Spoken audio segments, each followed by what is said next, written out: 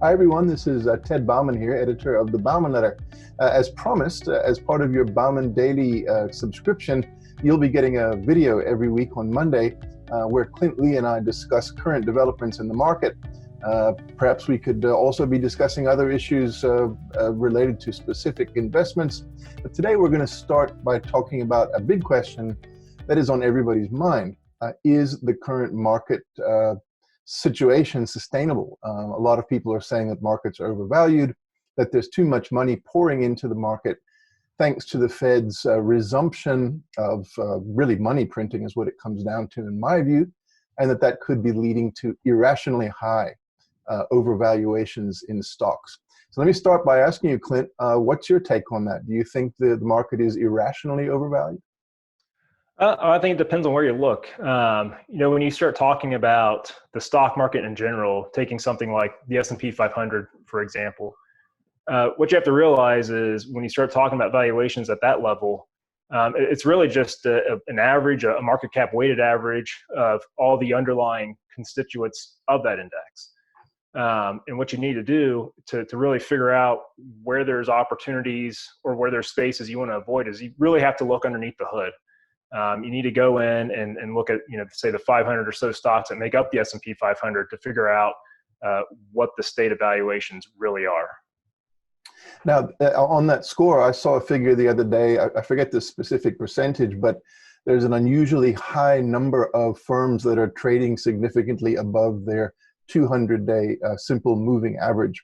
That's not a typical situation, is it? To have so many firms, basically trading gradually rising in share price, is it? That's not the standard, is it?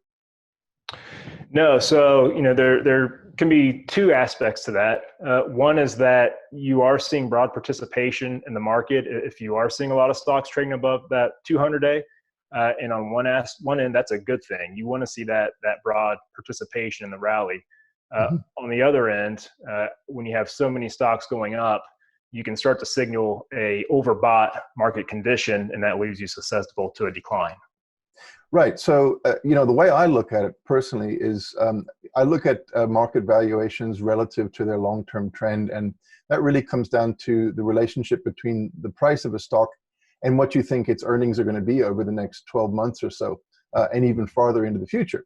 And as we've seen, there's been a tendency for a lot of stocks to trade at higher and higher valuations as time goes by. In other words, there's more and more, people are willing to pay more for lesser earnings going forward than they used to.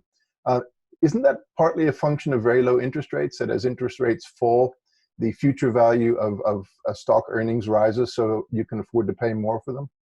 Yeah, absolutely. And there's actually two angles to the interest rate story, I think. One is you're alluding to sort of the concept of discounted cash flow analysis. And part of that is projecting what you expect the company is going to earn into the future. And then you discount that back to the present to figure out what the present value of the company is, compare that to the market value to make a decision. As interest rates fall, it makes those future cash flows worth more. The other angle is that interest rates and fixed income instruments, that's a competing asset class for stocks. So as interest rates fall and you're earning less on fixed income, that can make investing in stocks more attractive. Right. And in fact, I was reading the Wall Street Journal this morning and looking at the comment section of an article, and several people basically saying that they call it TINA. There's no alternative. You can't really do anything these days except invest in the stock market because there really isn't anything else on play. But on that score, let's look at a couple of different opportunities.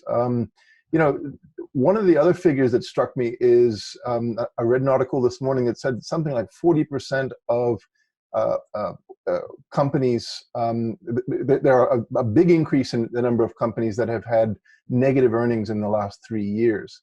In other words, companies that have strong valuations and rising valuations, like Tesla, take them for example, their stock price continues to rise even though they're not making any money. Why is that happening, and is that something that an investor should buy into? Well, I think part of it is what you just mentioned. There is no alternative. And whether it's looking at it from the interest rate standpoint relative to stocks or looking within stocks, investors have been flocking to where the growth prospects appear to be the highest. And you start to get, these story stocks, especially, something like Tesla. It has a great story behind it. There's a lot of bullish sentiment that's coming into the name. It's certainly been on a tear here just recently with some big gains. But the other thing to remember is that these story stocks can be very, very susceptible to any change, any downgrade in the growth outlook. Right. So because you're investing in a story, if that story changes, so can your investment. And my attitude towards these is that sometimes they are worthwhile investments, but it's one of those approaches where you need to take profits regularly, I think. And I think if you're going to invest a lot of money in a story company like Tesla, or, for example, one of the IPOs this year or something like that, take profits when they're to be had, because you never know when that story is going to change. So regularly, basically selling back to your original position in terms of the current value of your shareholdings is a good strategy there. But then let's look at another company that is making a lot of money and is also forecast to do very well, Apple. Why would Apple been around so long? Why would that company now be, looking up from an investment standpoint? A lot of people are saying it is. Yeah, Apple's actually one of the stocks where, we talked about the state of market valuations at the start. When you're looking underneath the hood and you look at something like Apple, it appears to be expensive, but a stock that appears to be overvalued that has some really great growth prospects might be a bargain.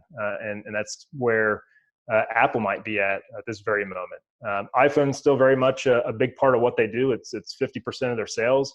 But 5 years ago, iPhone was 67% of sales. So you've seen other segments like wearables, so the Apple Watch and the AirPods, services like Apple News, music, arcade. There's even an Apple credit card you can get now.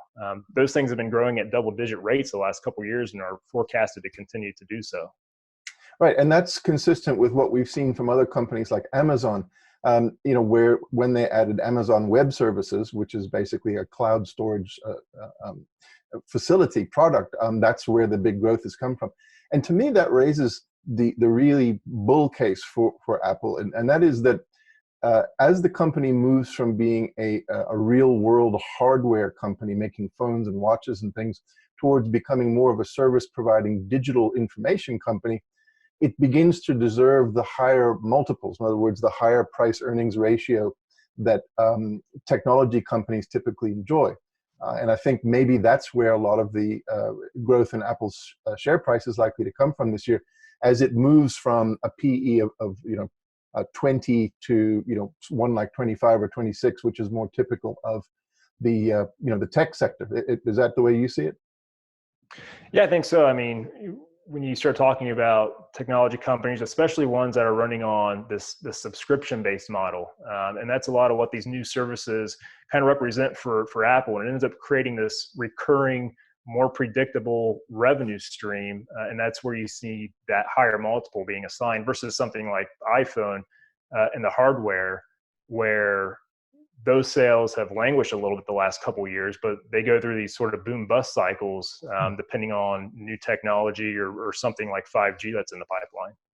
Right, and one of the things that analysts are saying about Apple is that they do have a new pipeline of phones coming out that are probably going to be significant improvements over the current models, which haven't generated a lot of excitement.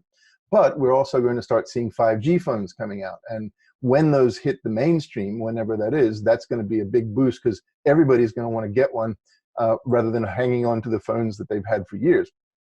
I got an iPhone 8 and I'm perfectly happy with it. Never even crossed my mind to buy an iPhone 10, but that's all going to change.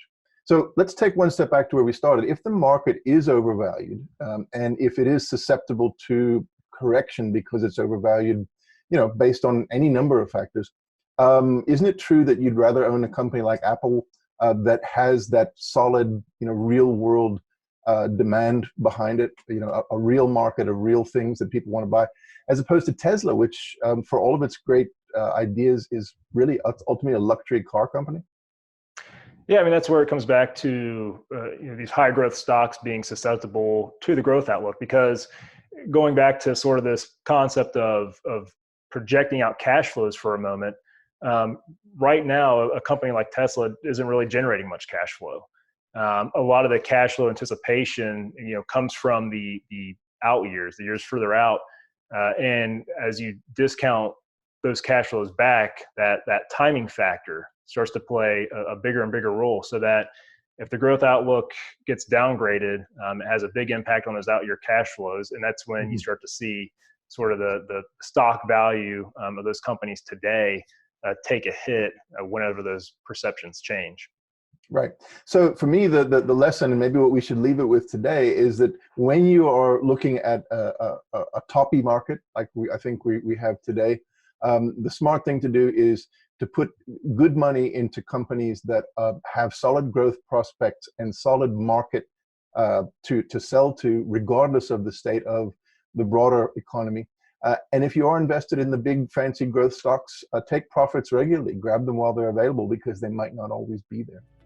Anyway, this is Ted Bauman speaking. This is your first Market Insights news from us. Your money matters. We care about it, and that's why we want to have these conversations once a week. Clint, thanks very much, and we'll talk again next week. Great. Thank you. Great. We'll see you again next week, folks. Thank you very much.